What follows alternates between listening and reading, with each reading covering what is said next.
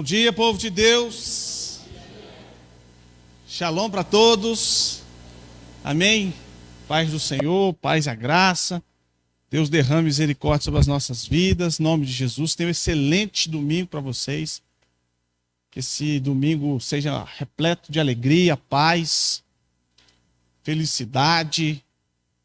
Em nome de Jesus. Glória a Deus. Gente, gostaria de agradecer a presença de todos vocês.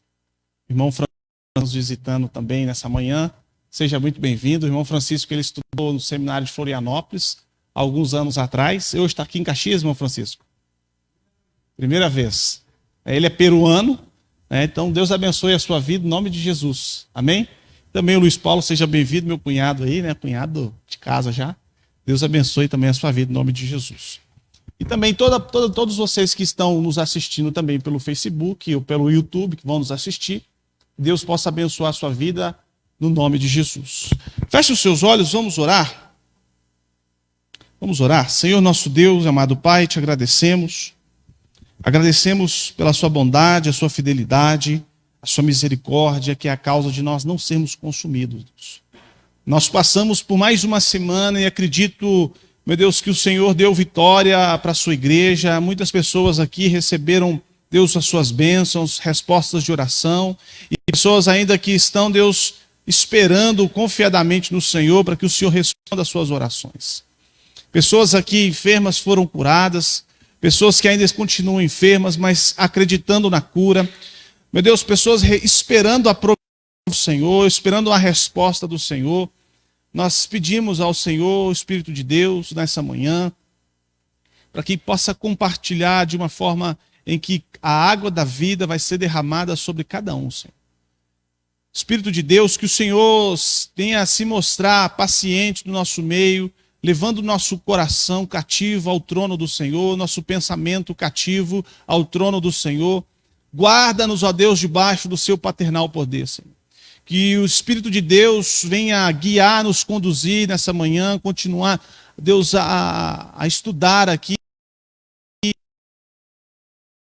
Que o teu Espírito Santo também possa convencer aquele que se encontra em estado de pecado, essas pessoas, Deus, que se encontram num vazio, na depressão, meu Deus, na inveja, na ira, no ressentimento e qualquer outra obra da carne que Paulo vai citar aqui em Gálatas.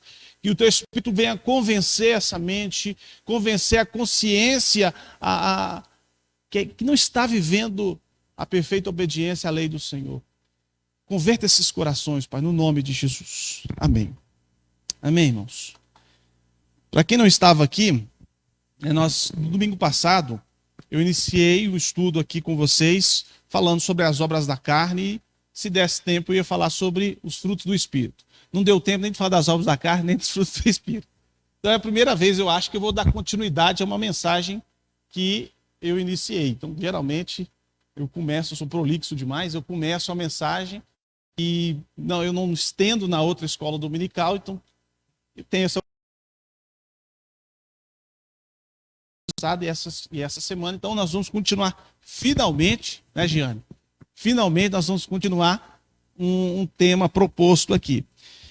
E no domingo passado nós estávamos aqui falando sobre as obras da carne, até um complemento no Espírito aí, né? Os frutos do Espírito, e nós estávamos tratando do texto de Gálatas, capítulo 5, versículo 16 ao 25. Gostaria que você pudesse, quem gosta de ler a Bíblia aí, abrir as Escrituras, não tem problema, mas os versículos estão aqui e nós vamos lê-los novamente para nós relembrarmos o que Paulo estava dizendo nesses versículos aí.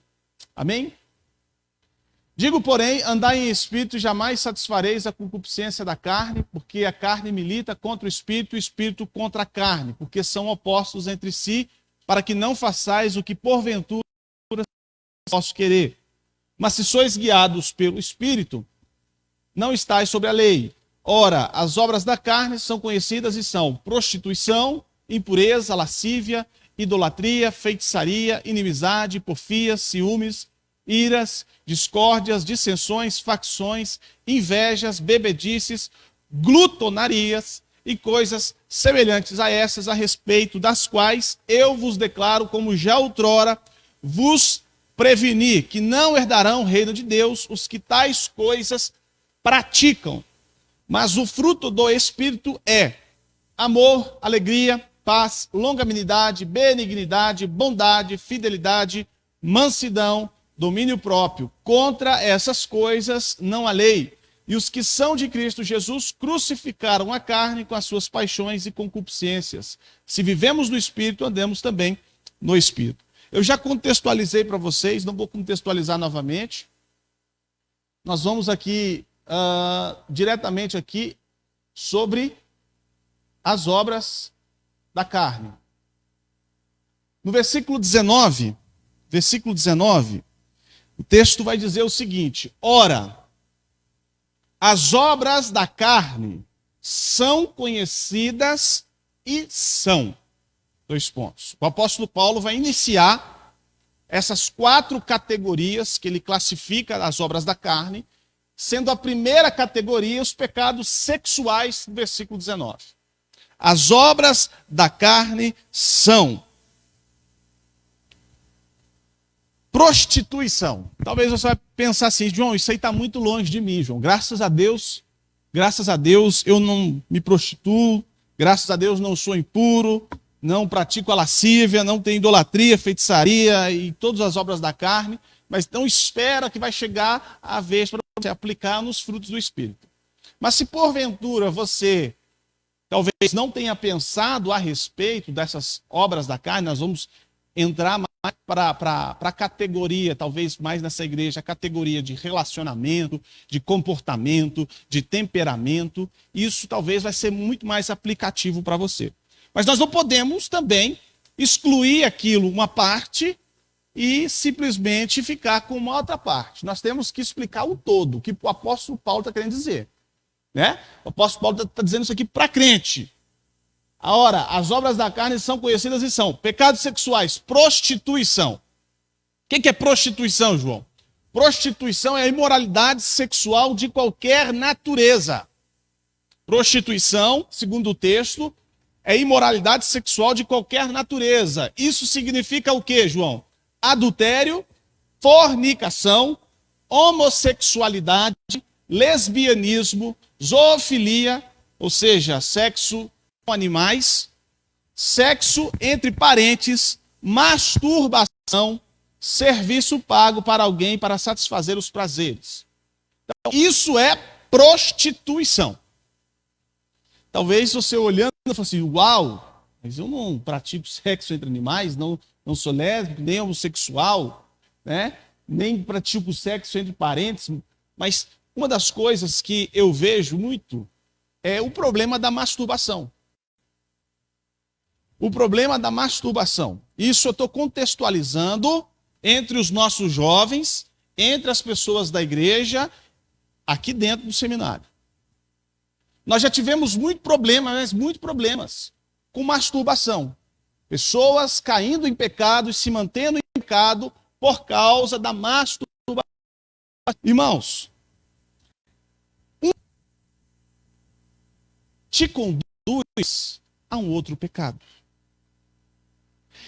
E quando você começa a ter coragem de fazer certas coisas, você não imagina onde você pode chegar. Pastor Giovanni de Jesus, na conferência que ele teve aqui em março, se não me engano, desse ano, ele contou a história de um pastor que assassinou a própria nora porque ele estava tendo um caso sexual com ela escondido. Isso um pastor de São Paulo. E hoje em dia, como a gente tem tecnologia de informação, qualquer clique que a gente faz ali no Google, já aparece a foto do sujeito, que o sujeito foi preso e conta todo o caos, que nem diz os meninos, todo o caos, né? E é interessante pouca coisa, gente. Às vezes você vai pensar assim: nossa, eu nunca vou fazer uma coisa dessa. Mas se você não vigiar nas poucas coisas, ou seja, talvez aquele homem que dizia assim: olha, eu nunca vou fazer tal tipo de coisa. Eu não, eu fui lavado pelo de Jesus. Eu já sou salvo, eu fui purificado dos meus pecados, eu sou uma nova criatura, as coisas velhas se passaram e tudo se fez novo. Então eu nunca vou fazer tal tipo de coisa.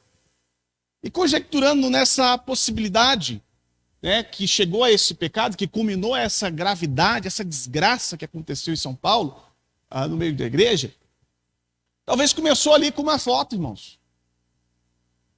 Talvez o sujeito não tinha coragem nem de entrar em site nenhum, nem ver filme, talvez, mas por algum motivo desconhecido, ele abriu talvez o coração para alguma coisa, e aquilo ali começou a causar impressão nele, fixar na mente dele, no coração dele, ele começou a ter coragem, talvez, de dar mais um clique numa foto no Facebook que você viu.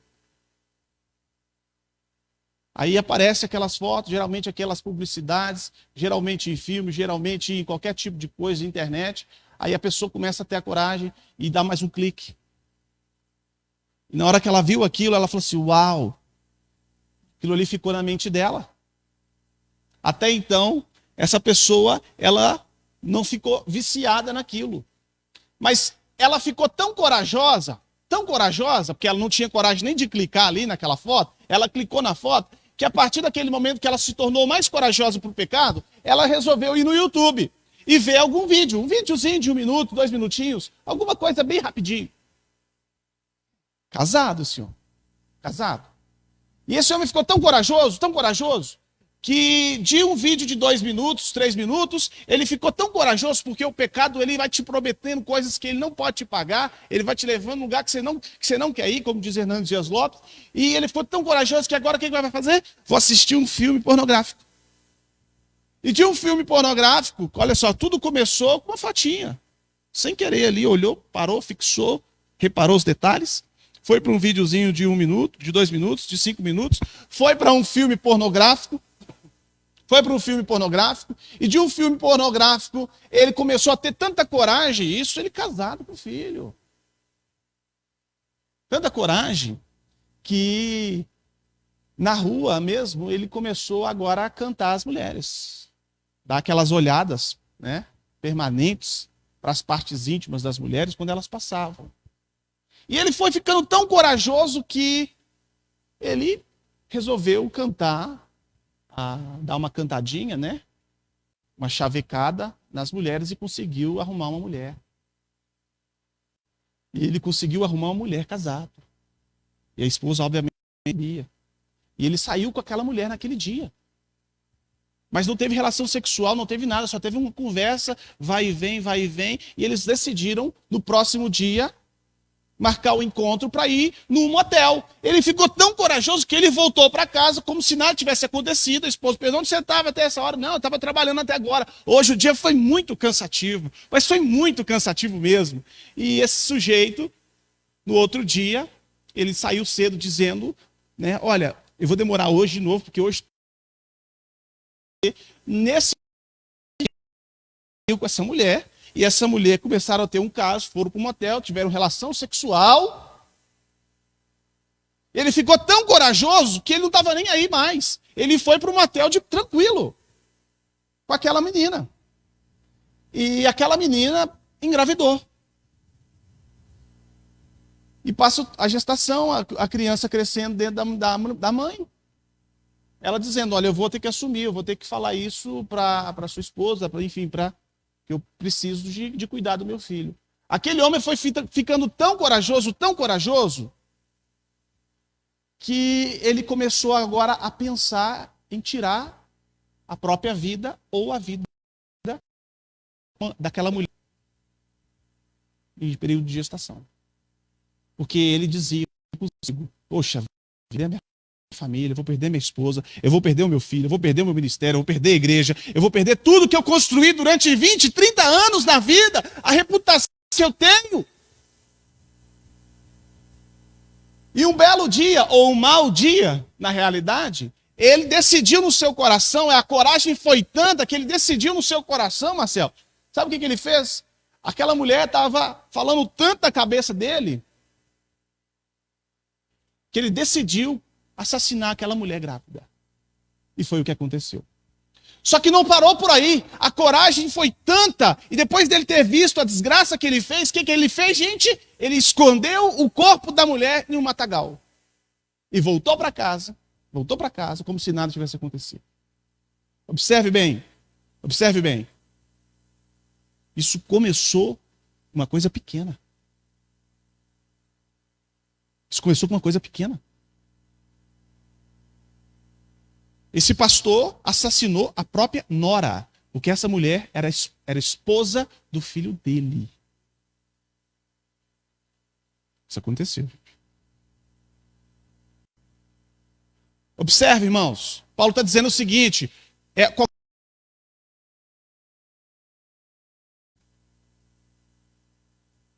qualquer nível de prostituição. Se você é solteiro, comete fornicação. Se você é casado, comete adultério. É qualquer nível de prostituição, imoralidade sexual de qualquer natureza. Observe a história de Davi.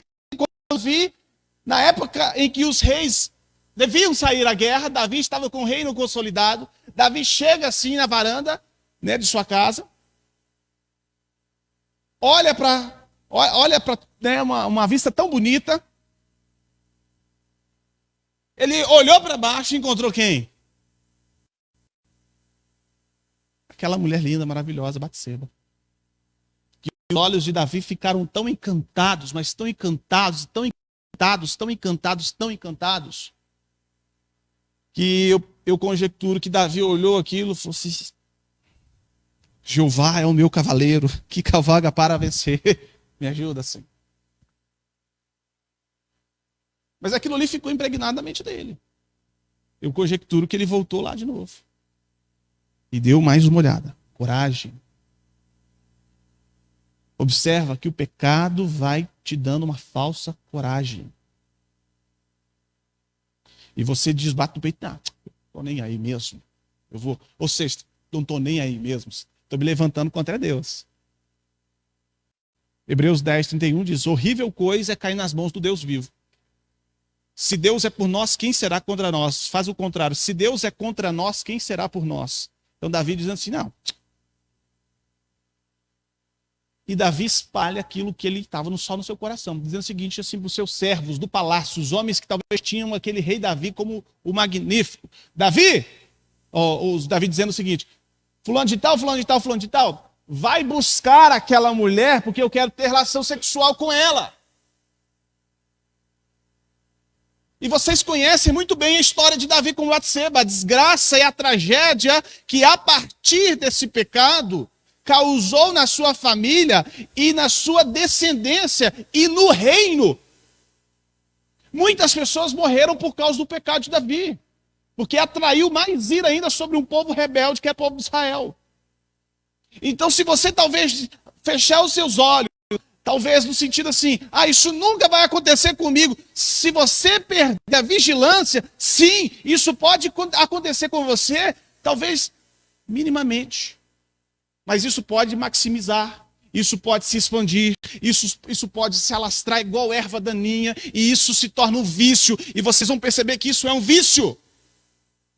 Porque no versículo 24, se não me falha a memória, Paulo vai dizer que os que são de Cristo crucificaram consigo as suas paixões e concupiscências. Essa expressão no original significa vício. Vício. Então o sujeito fica viciado. Paixão é o vício, que nós vamos ver o lado passivo do vício, ou seja, somente as emoções, o sentimento aflorado por aquilo, e a concupiscência é o lado ativo, que você busca qualquer meio para poder satisfazer a sua vontade, o seu desejo. Isso é um vício, irmãos. Isso é um vício. Se o teu olho te faz pecar, arranca o seu olho. Arranca. Entende, irmãos? Orígenes, Andria, ele fez literalmente isso. Ele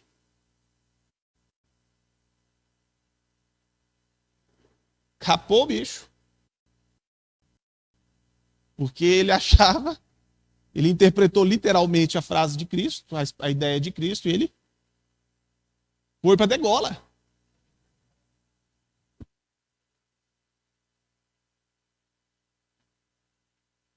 Irmãos, mas é do coração que saem essas coisas. Se você estiver mais próximo de Deus, gente, você vai estar mais distante disso aqui. Não acha normal as coisas. Comum as coisas.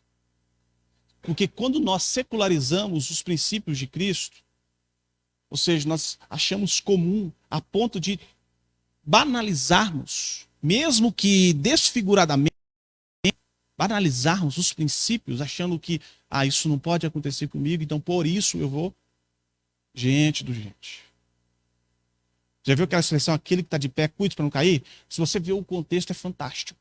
Porque o contexto de 9 e 10 de Coríntios, Paulo vai falar justamente o retrato dos israelitas do deserto, que tiveram todas as condições possíveis, necessárias, suficientes para viver uma vida em obediência a Deus e abandonaram. E Paulo está dizendo assim, esses exemplos aí é para vocês não fazerem. Então, se você pensa que está de pé, então cuide para você não cair. Porque eles caíram no deserto.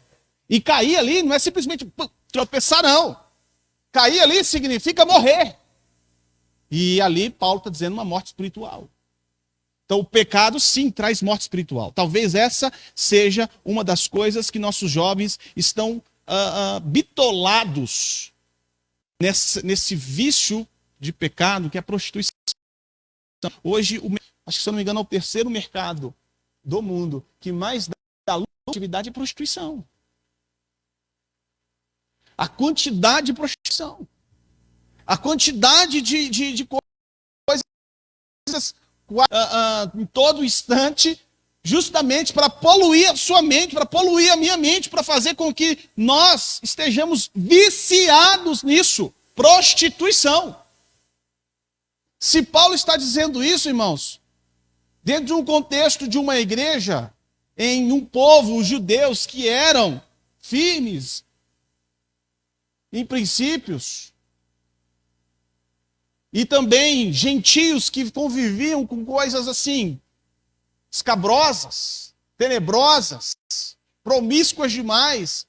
O mundo grego, na época, era uma desgraça nessa área. Prostituição era uma desgraça nessa área. Entende? Então, não feche os seus olhos para isso. Não possa fechar os seus olhos para isso, porque você pode, sim, chegar um e acabar com a sua vida, acabar com o seu ministério, acabar com a sua casa, acabar com a sua família, acabar com os seus planos, acabar com os seus sonhos, frustrar todas as coisas. Porque vai indo, vai indo, vai indo. Então, as obras da carne são, prostituição. Mas o pecado sexual. Paulo vai dizer impureza, imundícia. Os vícios sexuais, luxúria, vida devassa, vida entregue mesmo. Mesmo que seja encoberto, como eu disse, desfigurado. Ou seja, você mostra uma coisa, mas você é viciado por dentro naquilo. Eu digo um vício a ponto de você fazer coisas loucas, então ninguém está sabendo. Então isso é um vício. Impureza. Cuidado com seus pensamentos. Cuidado muito com aquilo que você pensa.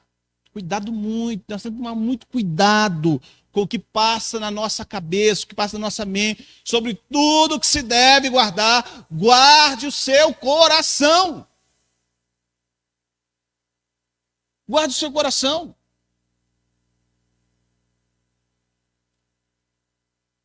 O que nós temos visto de famílias sendo destruídas por causa disso é uma brincadeira. Uma brincadeira. Então é incompatibilidade. Eu fiquei muito tempo com a minha esposa, ou não consegui, e estou com aquela mente depravada ainda. A mente depravada. Talvez você fale assim, não, mas eu já vivi muito tempo nessa vida depravada, e isso aí acarretou para mim hoje, que eu sou novo nascido, uma dificuldade muito grande. É verdade, causa dificuldade, mas você é nova criatura, o Espírito de Deus está em você. Você pode vencer. Você pode vencer em Deus.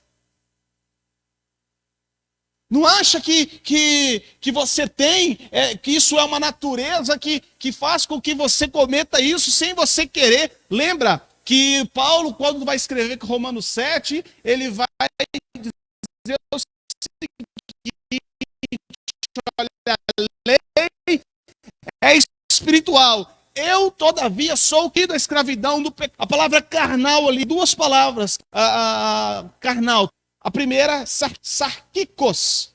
Sarkikos é a expressão que Paulo usa no grego. Significa o quê? Alguém que ama o mundo. Alguém, um pecador, que conhece a lei de Deus, está preso, mas que ainda almeja o bem. Por isso que ele vai dizer no versículo 21, 22, 23, 17 em diante. O bem que prefiro, esse não faço. Mas o mal que eu não quero, esse é o que faço. Então, ao querer fazer o bem, encontro a lei de que o mal reside, mora, abriga em mim. Então, essa é justamente a luta de um pecador, a luta de alguém preso pelos vícios da carne, que sabe o que deve fazer, sabe aonde tem que chegar, sabe que tem que parar, mas não para, porque ele está preso ao pecado.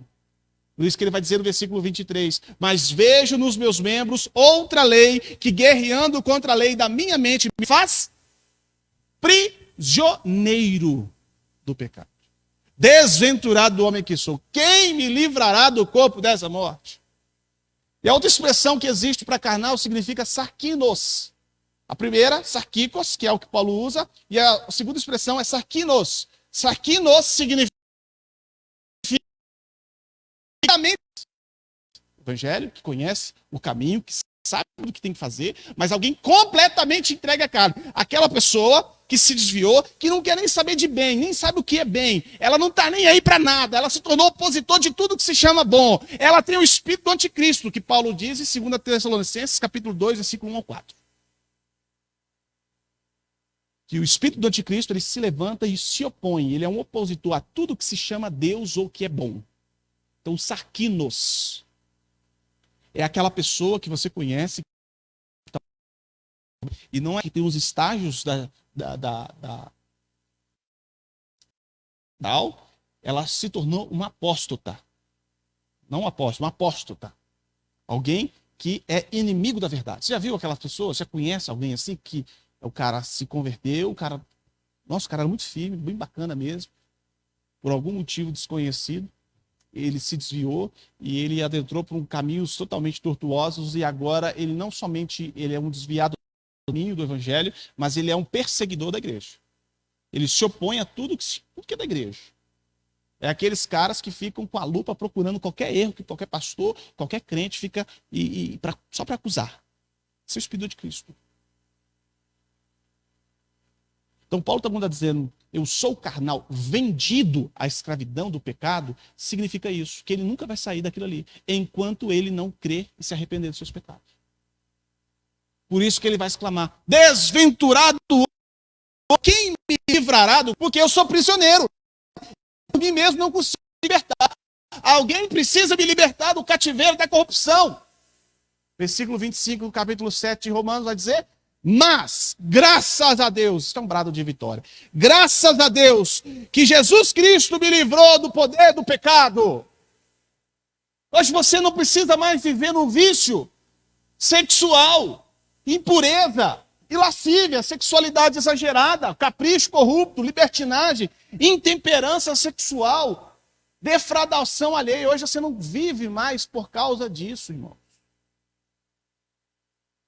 Não existe essa falácia de, não, o bem que hoje você com o Espírito de Deus, o bem que eu quero eu não consigo fazer, mas o mal que eu quero, esse é o que eu faço, eu não entendo porquê, eu já tentei. Gente, ou das duas, uma. Ou o que Paulo está falando é verdade, ou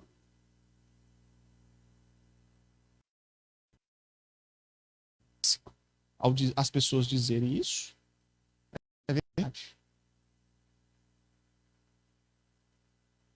Ou seja, será que Paulo está mentindo? Quando está falando assim, os que são de Cristo crucificaram, e crucificar nós vamos ver no final das obras da carta, o que significa isso? Crucificar.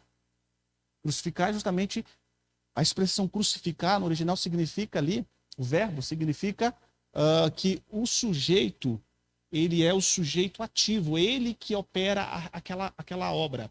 O que ele faz? Ele vai até a cruz e prega na cruz os seus prazeres, as suas paixões na cruz, dizendo o seguinte: agora vivo não mais eu.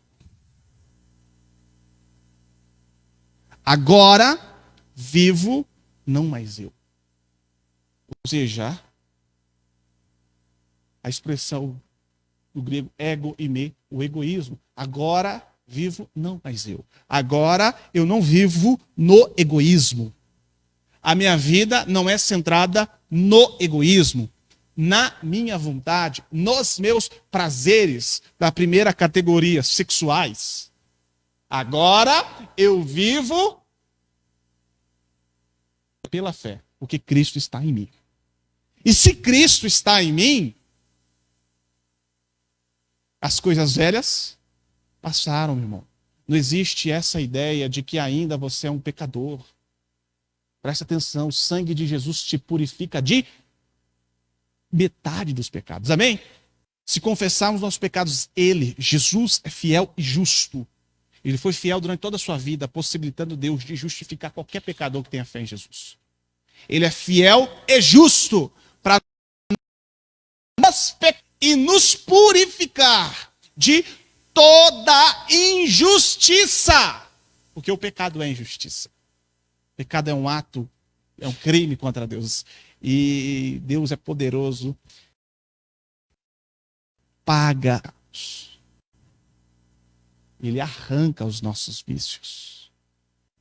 É essa expressão que Paulo usa em desarraigar. Ou seja, arrancar pela raiz. Aquela praga já não está mais em você. Já não está mais em você, porque quanto a ter morrido de uma vez para sempre, morreu para o pecado, mas quanto a viver, vive para Deus. Romanos capítulo 6. As obras da carne, pecados sexuais, lascívia, sexualidade exagerada, capricho, corrupto, libertinagem, intemperança sexual, defraudação alheia. João, todas essas coisas estão longe de mim. A defraudação alheia talvez seja a coisa mais próxima. Gente, toma muito cuidado. Porque às vezes você quer chamar a atenção de uma pessoa do sexo oposto, e quando essa pessoa mexe com você, você se irrita, mas presta atenção. Toma cuidado muito com as suas intenções. Mulheres, tomam cuidado muito com as suas intenções quando vocês se vestem. O que nós temos visto de coisas sensuais, de crentes na internet, Facebook, as meninas postando coisas no Facebook, sensualizando. Irmãs,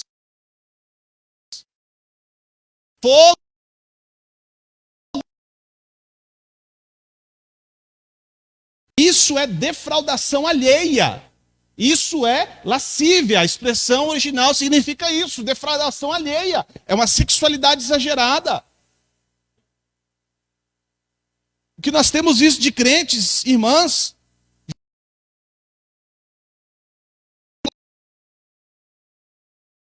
decotão, vai mostrar os peitos, os seios, os peitão, eu tenho peitão, vou mostrar no Facebook, que na vida real ninguém me olha, ninguém me enxerga, então vamos ver se nas redes sociais alguém me vê, porque filtra um monte de coisa, né? Verdade. Tem muitos relatos assim de homens que foram encontrar com mulheres que conheceram na internet, na hora que viu, assim, meu Deus, caverna do dragão. Dona Florinda, Bruxa 71, etc. E vice-versa. Verdade. A internet engana. Às vezes olha bonito, né? Mulher do jeito que ela gosta, na hora que chega lá é homem. Verdade. Verdade. Né? Vocês conhecem a história do Ronaldo Fenômeno. Entende, irmãos? Sexualidade exagerada, lascívia. Cuidado, cuidado, cuidado, cuidado, cuidado da sexualidade. Eu fiz a atenção para as mulheres, porque os homens, irmãs, às vezes você. Quantas pessoas que são. Quantas mulheres que são estupradas? É claro que eu não estou Mas de maneira nenhuma fazendo apologia que é o estupro. Pelo contrário, isso é pecado, isso dá uma raiva. Quantas mulheres que talvez são estupradas provocam situações lindíssimas, complicadíssimas. Entende? Quantas mulheres vivem em uma depressão por causa dessas coisas? Homens também. Mas você percebe que geralmente, por exemplo, comerciais na televisão, etc., está tudo só com mulheres. E colocam pelo menos um protótipo que eles acham que é de beleza na televisão, justamente isso aí para chamar a atenção mais das mulheres que dos homens. Porque olha aquela mulher e fala assim, nossa, eu quero ser igual àquela mulher. Aí começa a fazer coisas igual ela faz. E daqui a pouquinho começa a postar nas redes sociais. Aí você vê aquela irmã, né? Com a calça apertada, riada, a blusa riada, postando no Facebook de biquinho. Por exemplo, você estivesse aprendendo francês, né? Esse bonjour. Quando eu estava aprendendo francês, eu tinha que fazer biquinho, né? Então, para você aprender francês, sim, né? Bonjour, mesdames. Ça va bien? Mas você vê, só não dá na escola aprender francês, não. Você vê as meninas com biquinho assim, ó. Estica assim, ó. É verdade. É verdade. Aí coloca, às vezes, quando se dá a condição, compra um iPhone top, coloca um monte de filtro. Só para a pessoa que nem conhece ela, talvez ela está postando para alguém que talvez nem conhece ela, só para admirar a beleza dela. Assim, poxa, gente. Para receber uns comentários, seu filho, aí para levantar. Nossa. Aí chega em casa no espelho, ela fala assim, cadê aquela mulher do Facebook? Não existe. Então vive talvez numa esquizofrenia, né? Uma coisa assim. Verdade, porque vive num mundo de fantasia irreal, uma utopia. Gente, acorda. Acorda, mulheres. Dê valor a você. Se dê valor. Você tem valor, o Espírito de Deus. Você podia cantar essa música outro dia, né? Você tem valor, o Espírito Santo se move em você. Você tem valor, você tem valor. Então, nós temos que tomar muito cuidado com esses 3 pecados sexuais que Paulo está dizendo, irmãos. Porque isso aí é assim, ó, é um piscar de olhos. Se você não vigiar, isso é um piscar de olhos, cara. Se você não vigiar sua mente, suas emoções, seus pensamentos, o que você vê, etc. Gente, não existe super. Não existe. Não existe. O pecado é realmente uma criptonita para o super-homem. Ele faz o super-homem se submeter à desgraça, às consequências mais avassaladoras, ministerialmente falando, familiarmente falando, profissionalmente, sentimentalmente e tudo de mente. Então, assim, toma muito cuidado, porque essa categoria, Paulo iniciou essa categoria, talvez mostrando assim, olha, isso aqui talvez seja uma das coisas que mais faz com que os crentes, mais faz com que aqueles que são novo nascido se desviem, caem. E quando caem, uma coisa puxa a outra. Uma coisa puxa a outra. Segunda categoria que o apóstolo Paulo vai tratar é os pecados de falsa religião. Gálatas capítulo 5, versículo 20. As obras da carne são conhecidas e são... O quarto pecado, idolatria, adoração a si mesmo, celebração de festas ou honrarias a outros deuses e senhores ou outros santos ou qualquer outra coisa ou outra pessoa que ocupe o lugar central da vida humana a não ser Jesus, o Pai, o Filho e o Espírito. Isso é idolatria. É a idolatria a ídolos, idolatria a alguém que você gosta muito, que você idolatra a ponto de colocar aquela pessoa no pedestal e falar assim, não, Você é quase que Deus para mim. Você é quase que Deus para mim. David Wilkerson tem uma pregação maravilhosa no YouTube que fala sobre os ídolos. E talvez você pode responder, talvez você tenha uma outra resposta, mas qual é talvez o maior ídolo dessa geração? Não estou falando de pessoa, pode ser coisa ou pessoa, independente do que for, mas qual é o maior ídolo dessa geração, na sua opinião? Entende? Quando nós colocamos alguma coisa acima de Deus, a adoração a si mesmo, ou seja, você se coloca como a pessoa mais importante de todas, a figura central de todas. Toma muito cuidado com isso, irmãos. Tem que tomar muito cuidado com isso, porque talvez tal pastor pode ser o seu ídolo. Tal músico pode ser o seu ídolo. Tal modelo pode ser a sua ídola. Ídola. Errado agora. Seu ídolo.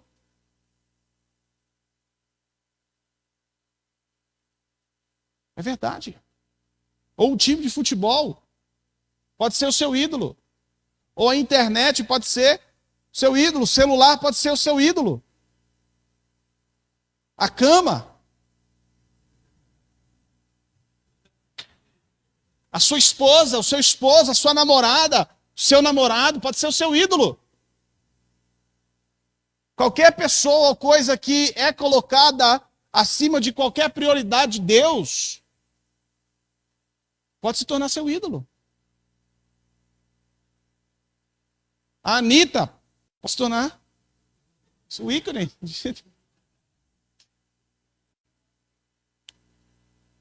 É verdade. É verdade. O Lula pode se tornar o seu ídolo. O Jair Bolsonaro pode se tornar o seu ídolo.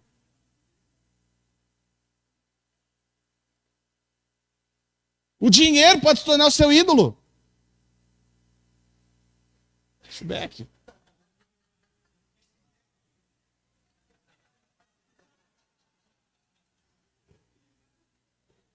É? Um esporte pode se tornar seu ídolo. A farinha do Amapá pode se tornar seu ídolo. Verdade. O seminarista que já foi embora porque tinha farinha daquelas quebra-queixo, quebra-cabeça, quebra-crânio. Que pra mim aquela farinha lá não é quebra-dente, não. Quebra-queixo, crânio, quebra tudo. Aí, poxa, não tem farinha aqui no seminário, essa farinha, tô quase morrendo. Saudade da farinha, tentei te esquecer, não deu. Pensei que fosse mais fortinho que esse amor.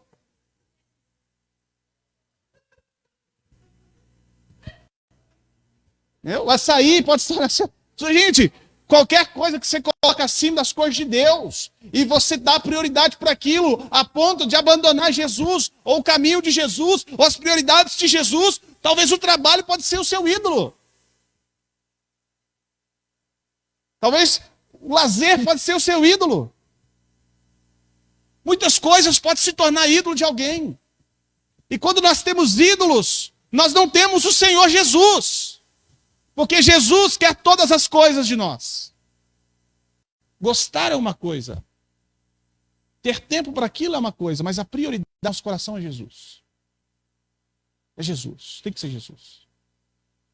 Paulo está dizendo assim, toma cuidado com a idolatria. Homens que eram acostumados, presta atenção comigo, que o apóstolo Paulo vai abrir seu coração no capítulo 9, 10 e 11 de Romanos, dizendo o seguinte, olha, estou parafraseando, estou dizendo com as mesmas palavras, irmãos, vocês não sabem a dor que eu estou sentindo por vocês. Está lá no capítulo 9 de Romanos. Vocês não sabem a dor que eu estou sentindo, incessante dor no meu coração que eu estou sentindo. Sabe por que eu estou sentindo dor? Porque vocês tinham tudo para dar certo. 9:4 agora. Vocês tinham tudo para dar certo. Vocês tinham os patriarcas.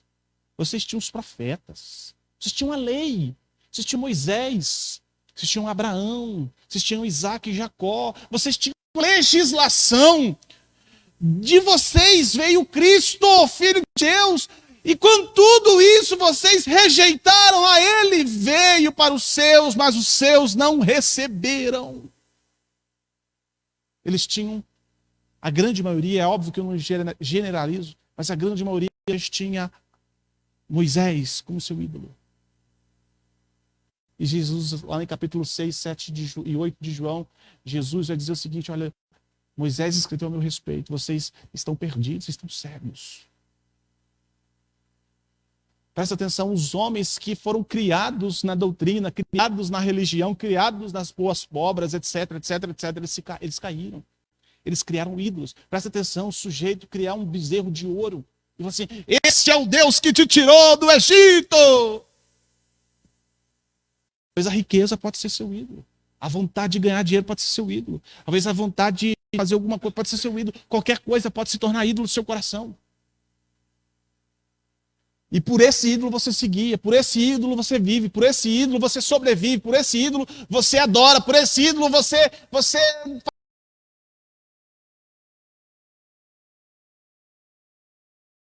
E não é porque nós estamos num ambiente propício para isso. Mas quantas pessoas nós conhecemos que quando você vai chegar e conversar com um indivíduo, com a senhora, com o senhor, com a moça ou com o rapaz, crente, na igreja, dizendo: senhora, você está buscando a Deus, você está tendo um tempo de comunhão com Deus na sua vida, você tem que falar: cara, não estou tendo tempo para isso. Não tenho tempo para isso. Gente, você vai ter tempo para quê então? Para que você vai ter tempo? Se você não tem tempo para Deus, vai ter gente para gente.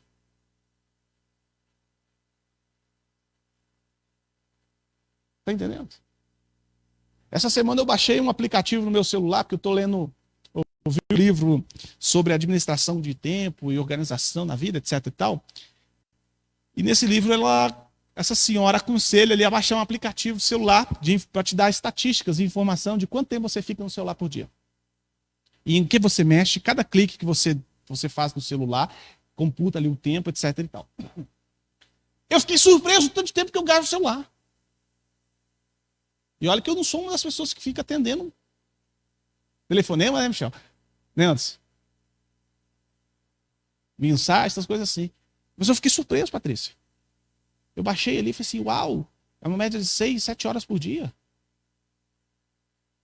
E eu não tenho, particular, eu não tenho Facebook, eu não tenho Twitter, eu não tenho Instagram, eu não tenho joguinho no meu celular, eu não tenho o que mais?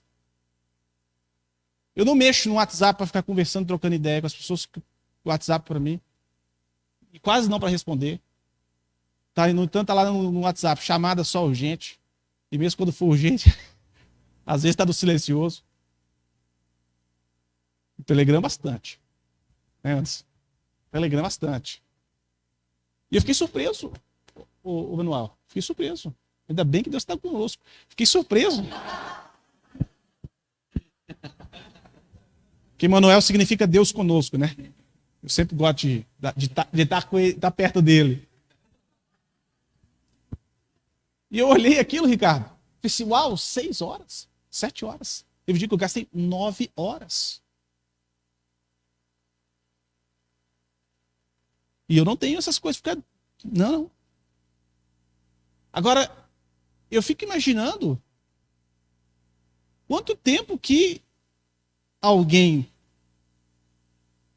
que talvez não tenha a mesma escala de prioridade ou de afazer, de responsabilidade, gasta no celular e com o que gasta.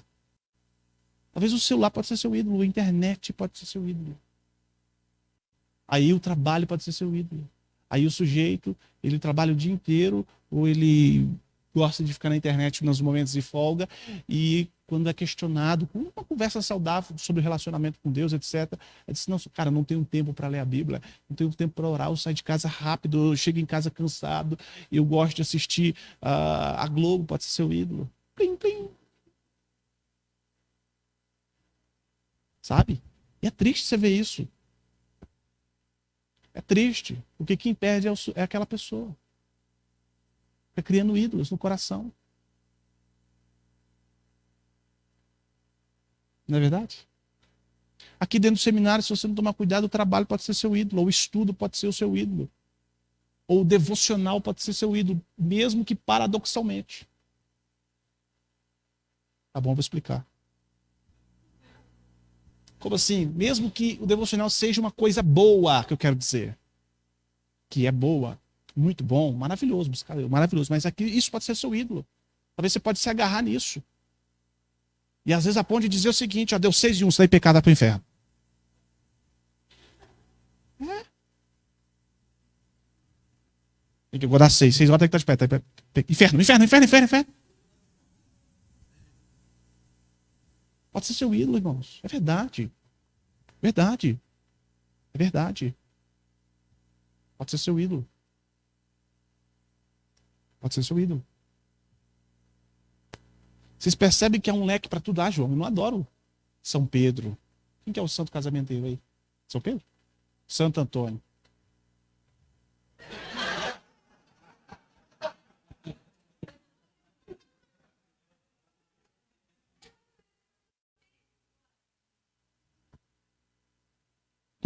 Conheço não. É minha prima, né? Minha prima. Talvez o Santo Antônio possa ser seu ídolo, o santo casamenteiro.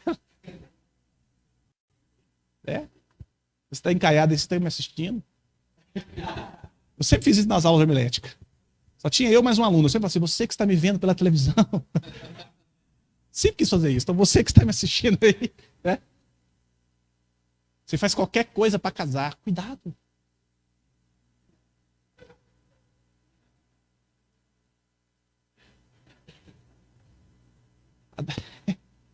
Gente, feitiçaria. Saravá.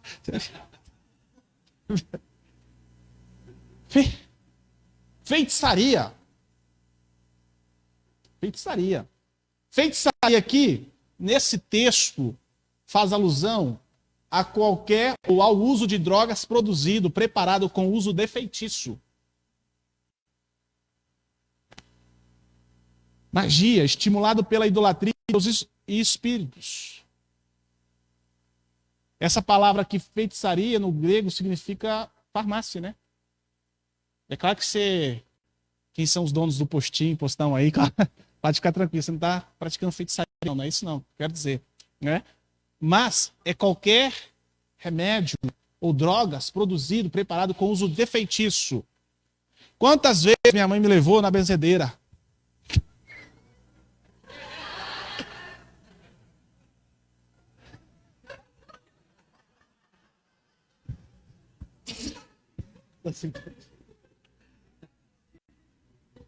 Ela não tinha, ela não era crente ainda, claro. Só... Fique curado.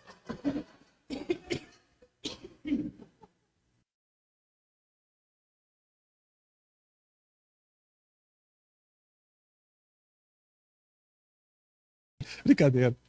Acho que era espinhela caída, nem sei o nome. Até hoje eu lembro. Quebrante. Já foi também, né? Ventre virado. Não é a comida que tem no sul, cueca virada, é ventre virado. Né? Já foi, Léo? Gente,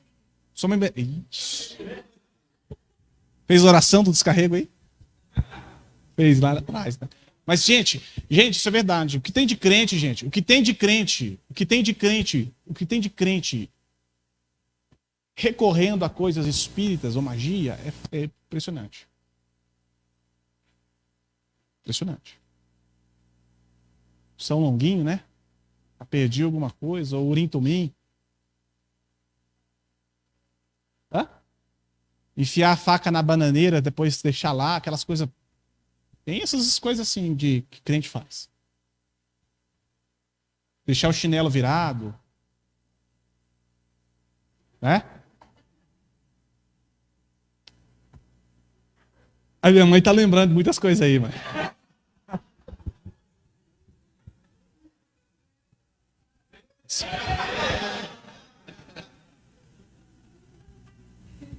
Né, gente? Misericórdia. Então, assim, às vezes, a pessoa que é tomada por um desespero,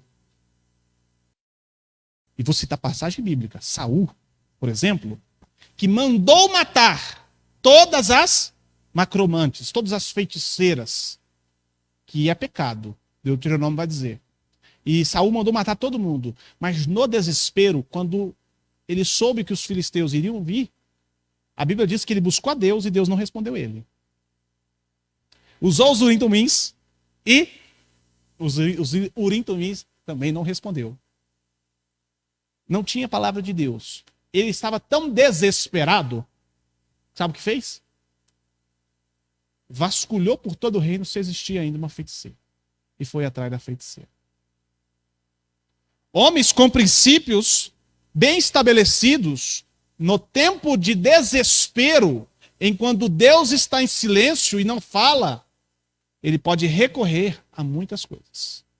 E o diabo está aí para poder dar, enganar e produzir muitas coisas. Então é o seguinte, João, está muito distante, irmãos, o dia mal vem. O dia mal vem. Talvez isso já aconteceu com muitas pessoas que eu já vi, né? Pelo menos não posso citar um pastor bem famoso, que ele orava, as pessoas curavam, bateu um desespero na casa dele, a filha dele ficou extremamente doente, a ponto de morrer. Ele orava, Deus não curava aquela pessoa, aquela sua filha. E bateu desespero nele. Quando bate o desespero, aí que essas convicções podem ficar ainda mais firmes ou ir por água abaixo. E você recorrer a qualquer espírito maligno ou qualquer coisa que você sabe que pode produzir um efeito desejado. Paulo está dizendo isso. Olha, toma cuidado com a feitiçaria. Porque era comum naquela época. E hoje mais ainda. Pessoas que eram desse meio se converteram, mas sabem que é verdade as coisas que acontecem do outro lado. Então nós temos que tomar muito cuidado, irmãos. E não somente, graças a Deus estou bem, nunca fiz isso, não vou fazer isso. Mas você aconselhar outras pessoas que talvez passam por essa dificuldade. Pessoas que não têm sabedoria, não têm conhecimento, crentes já há muito tempo na igreja procurando benzedeira. Toma cuidado. A terceira categoria, que são os pecados de mau temperamento ou mau comportamento. Gálatas capítulo 5, versículo 20. 7 pecados de relacionamento. Talvez Paulo gastou mais tempo com esse pecado porque nós convivemos com pessoas. E o interessante é que Paulo inicia o seguinte, olha, inimizade é uma obra da carne. Mas o que é inimizade, né, Kézia? O que é inimizade? O que é inimizade? Inimizade significa no texto ódio contra Deus e contra os homens, buscando prejudicá-los, tendo em vista um sentimento de vingança e realização pessoal.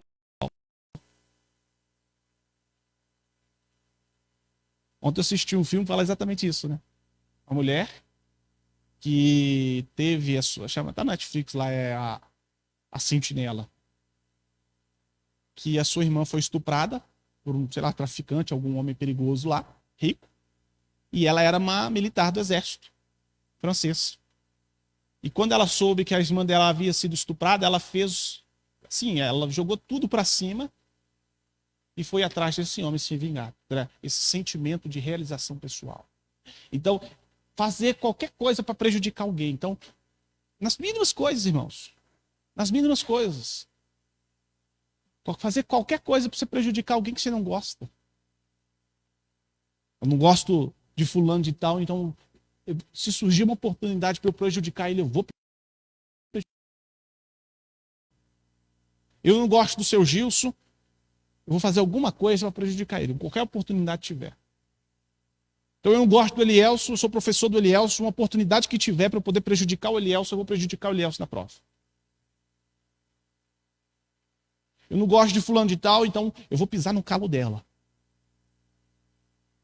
Com o intuito de satisfação pessoal, realização pessoal. Isso é sadismo, gente. Isso é uma desgrama, isso é uma desgraça. Sadismo. Você querer prejudicar o outro, você ter prazer na desgraça alheia. No livro Mais Puro que o Diamante, a autora vai dizer uma frase interessante, que o maior crime é ser a causa da desgraça alheia. Fulano de tal entrou em desgraça por sua culpa. Porque você prejudicou ela. Você prejudicou ele. Você fez qualquer coisa que foi possível para poder prejudicar. Então isso é inimizade. Isso é uma barreira de relacionamento. Isso é uma barreira de relacionamento. Segundo, porfias. Contendas. Porfia significa o quê? Contendas. Desavenças. Porfia significa uma pessoa problema, causado principalmente pela ambição. Ou seja, você quer subir na empresa onde você trabalha. E você é movido pela ambição. Vou pegar um exemplo que não aconteceu, tá? Não aconteceu. Tá? A pessoa. Gustavo Maus. Você ia rir se eu não tivesse falado, né? Não que o Ricardo seja assim, tá? Mas ele disse assim, um dia eu vou ser líder do Ricardo. Vou fazer o Ricardo bater tanta maceira que ele vai ficar exausto.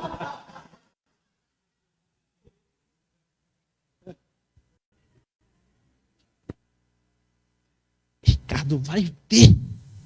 Ah, mas vai.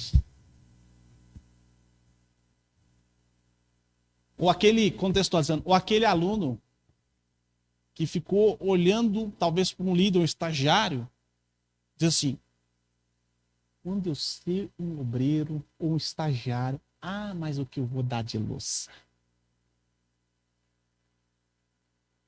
Aí eles me pagam. Nossa, quando eu for professor então, nossa! Se fosse a Sara, ia dizer assim, nossa senhora! Gente, é verdade. Sede da vingança. Estrelando do próximo ano, um ano de estágio. É. Uma sede de vingança. Vingança nunca plena. Mata a alma e envenena. Lembra? Seu Madruga, né? No Chaves. Chaves eu conheci todo mundo, né? Pegando a Dona Florinda, vontade de esganar a Dona Florinda. Vingança. Paulo está dizendo, cuidado com a ambição pessoal. A ambição pessoal faz com que você queime etapas na sua vida. Que você tem que passar.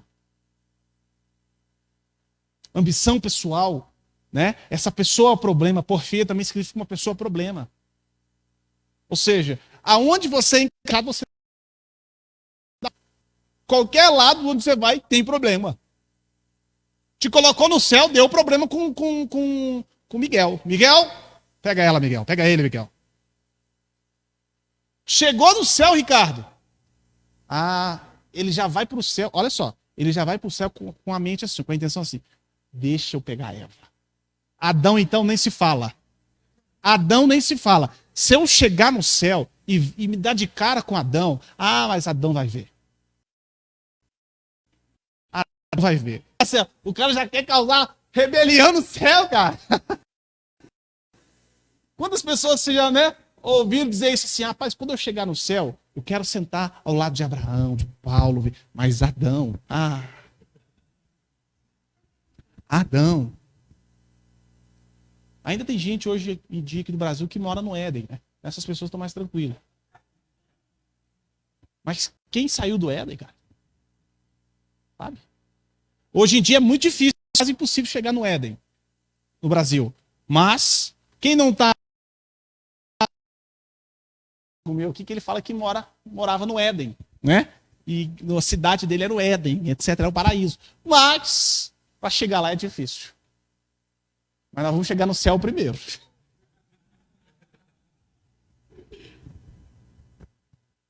Mas muito cuidado, irmãos. Porfias. Pessoa, problema, desavenças. Muito cuidado. Porque isso é relacionamentos. São relacionamentos. São relacionamentos. Terceiro, ciúmes.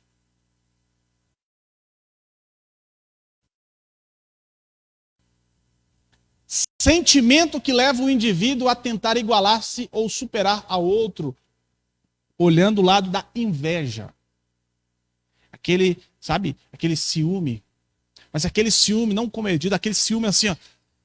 Cara, que você fica triste quando alguém se alegra. Você se entristece quando o irmão é abençoado, que você queria ser abençoado também. Você tem ciúme porque o outro é exaltado e você não. Você tem ciúmes quando você fez o trabalho junto com os seus amigos e você que fez quase todo o trabalho e seu amigo que é exaltado pelo trabalho que você fez e você fica de escanteio. Aí brota aquele sentimento bem similar de vingança, mas mais para o lado. O sentimento propriamente dito não é o pecado, mas o que leva e conduz a um ato em que você inveja o outro, isso é o pecado. Richard Baxter, essa pregação é de 8 minutos, Richard Baxter. Maravilhosa essa mensagem. Maravilhosa. Já ouvi muitas e muitas vezes. Confesse o teu orgulho. Richard Baxter. Confesse teu orgulho. Maravilhosa esse trecho da mensagem dele, de 8 minutos. Então, nós temos que tomar muito cuidado com a inveja. Tomar muito cuidado com os ciúmes. Terceiro, o quarto pecado que Paulo está dizendo, ira. Ira, irmãos. No sentido em que o apóstolo Paulo está dizendo que é uma obra da carne, não é simplesmente aquele sentimento de raiva. Ira está dizendo que são variados tipos de raivas contra alguém, com a inclinação de inimizade. Então o que acontece? Com a inclinação do primeiro sentido, explosão de ira com hostilidades. É a pessoa explosiva, que se ira facilmente e que é hostil quando se ira. Isso é uma obra da carne. Isso é uma obra da carne. Voltado para o lado da inimizade, a inclinação de inimizade. Ela se ira a ponto de causar uma inimizade. Ela é uma panela de pressão. A todo tempo. Né? Com pressão. Se ira com facilidade. Não é simplesmente um sentimento de ira. Né? Que você está andando sozinho, andando, mas trupica, mas não cai. Nós trupicamos na pedra, arrancou o tampão, você, mas que pedra é essa? Você fica irado com aquela pedra. Ou com aquele cara que está jogando videogame. Né? Está jogando videogame, fica irado com o jogadorzinho do computador, do videogame. Você fica, mas esse cara é ruim demais, quem está jogando é você, entendeu? O cara fica irado. Não é esse tipo de ira que você tem com a sua esposa a ponto de matá-la, ou com o seu esposo a ponto de arrancar a cabeça. Não é esse tipo de ira. Não é esse tipo de ira. Né? Perguntaram para Ruth Grant, esposa de Billy Graham, se ela já tinha pensado alguma vez em divórcio. Ela disse, divórcio nunca pensei, mas em homicídio e assassinato várias vezes. A esposa de Billy Graham. Não é esse tipo de ira. Mas é o lado da inimizade, que também pode ser provocado no casamento. Pode ser provocado por melhores amigos.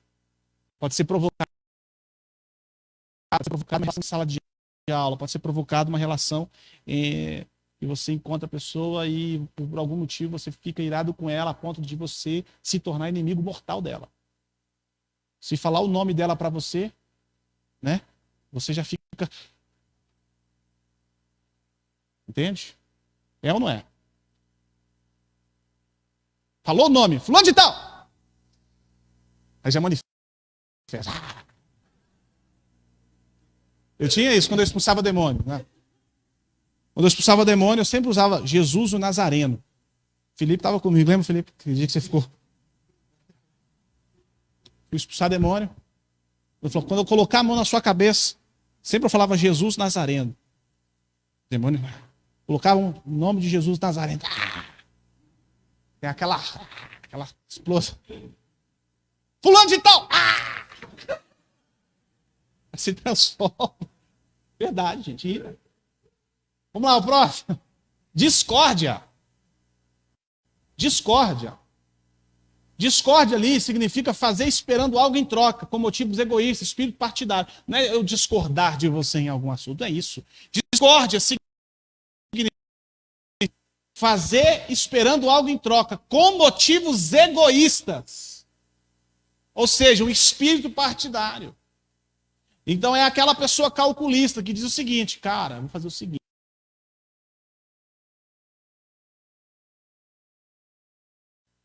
Sabe? Eu vou fazer isso aqui para ela aqui agora, porque eu sei que ela vai me dar isso aqui daqui a pouquinho. Isso é discórdia, isso é obra da carne. Você faz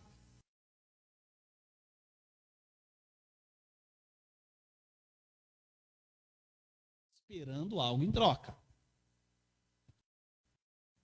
Então, isso é cobra, isso é serpente.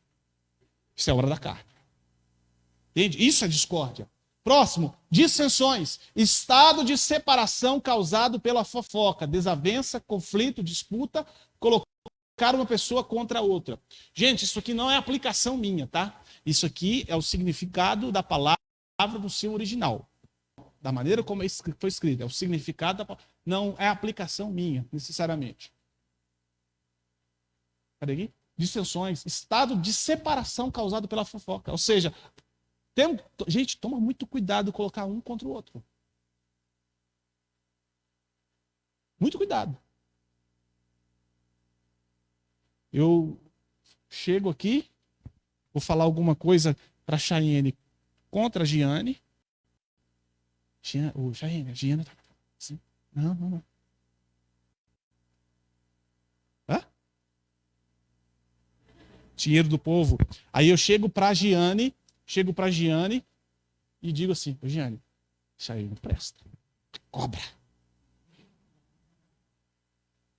Sabe? Uma cobra. Fica perto dela, não.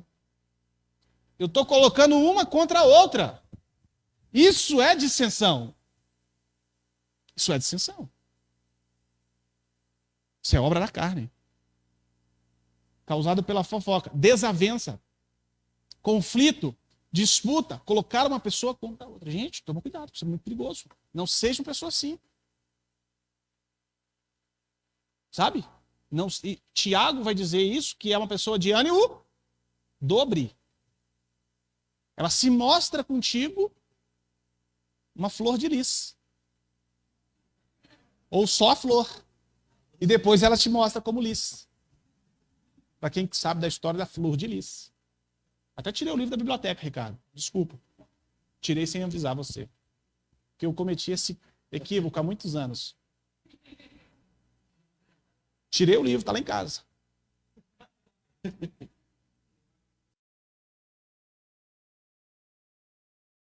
Próximo, facções. Gente, estou passando aqui, passei já 5 minutinhos, mas vou passar só mais 5 minutos para acabar aqui. Facções, espírito faccioso, preferência por doutrinas não verdadeiras, rivalidade doutrinária baseada no egoísmo, produzindo divisões. Toma muito cuidado com isso aqui. Para os calvinistas, contra os arminianos, e os arminianos contra os calvinistas, e por aí vai.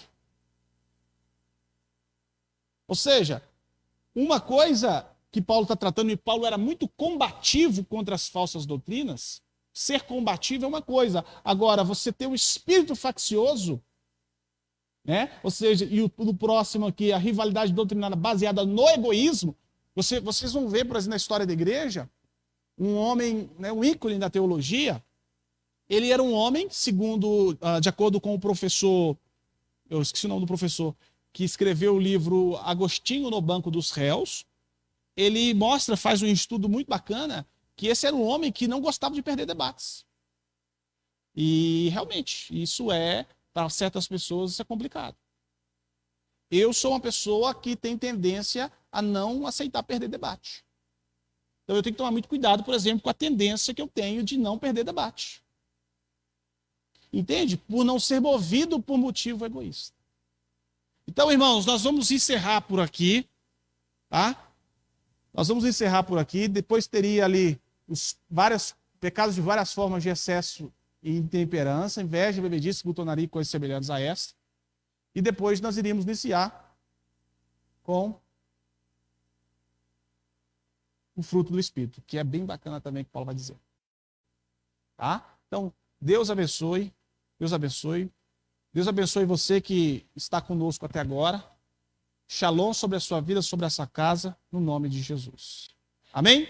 Deus abençoe, irmãos. Tchau, tchau.